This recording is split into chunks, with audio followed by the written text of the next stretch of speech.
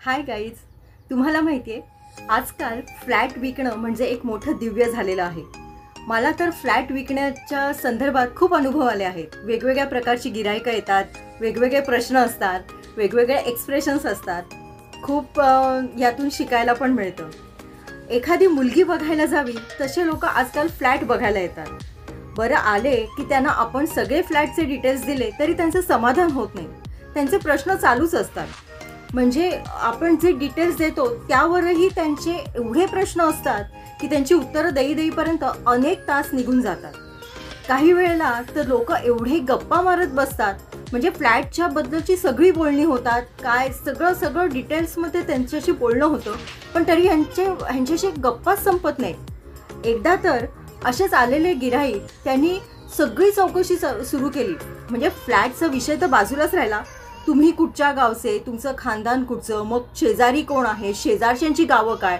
आता एवढी वर्ष मी राहते पण मला पण शेजारच्यांचं गाव वगैरे काय एवढं डिटेलमध्ये माहीत नाही. पण ह्या लोकांना त्याही चौकशा. बरं असं पण नाही की काय फ्लॅट घेत आहेत म्हणजे त्यांचं फिक्स झालं आहे. हे जस्ट बघायला आलेले लोक असतात, त्यांच्या शंका आणि त्यांचे प्रश्न असतात.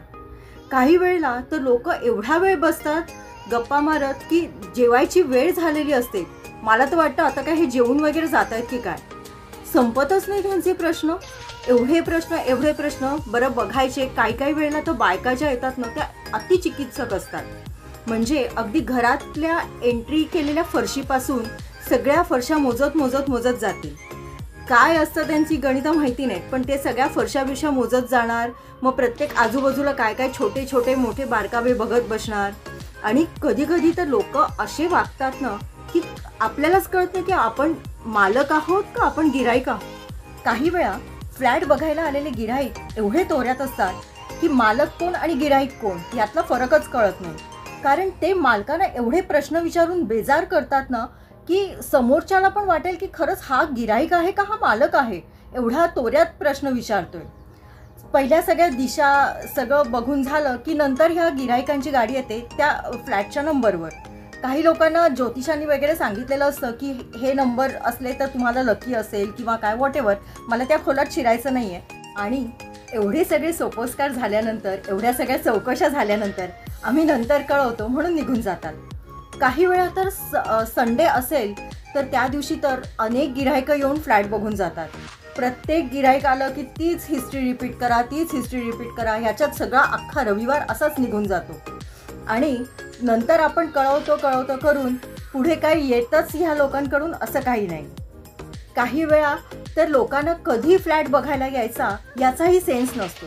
अक्षरशः म्हणजे सुट्टीच्या दिवशी पण 2:30, 3, 3:30 ह्या वेळेला सुद्धा फोन न करता फ्लॅट बघायला डायरेक्ट येतात. बरं आता असे आल्यावरती आपण काही बोलू पण नाही ना शकत. पण खरंच लोकांना काही सेन्सच नसतो की बाबा दुपार आहे, रविवारचा दिवस आहे, लोकांची विश्रांतीची वेळ असते, काही पडलेली नसते. नाही आम्ही ह्या एरियात आलेलो, आम्हाला 3-4 फ्लॅट्स बघायचे होते म्हणून आम्ही आत्ताच आलो असं कारण सांगून मोकळे होतात. तर अशी असते ही फ्लॅट सेलिंगची कहाणी. फ्लॅट रेंटवर देताना पण असे अनुभव येत असतील, पण मला अनुभव आलेले नाहीत कारण मी फ्लॅट रेंटवर दिलेला नाही आहे. फ्लॅट सेल केलेत, विकत घेतलेत, ह्याच भानगडीत म्हणजे हेच चक्र माझं चालू असतं. पण असे अनेक अनुभव येतात.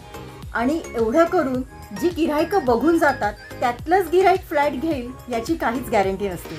शेवटी काय, फ्लॅट विकणं किंवा मुलगी बघणं आणि तिचं लग्न होणं हे सगळे योग जुळून यायला लागतात, बरोबर ना.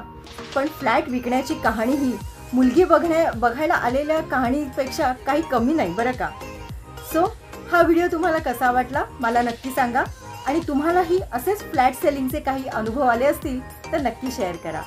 अशा वेगवेगळ्या विषयांच्या व्हिडिओसाठी stay tune with my videos. Thank you.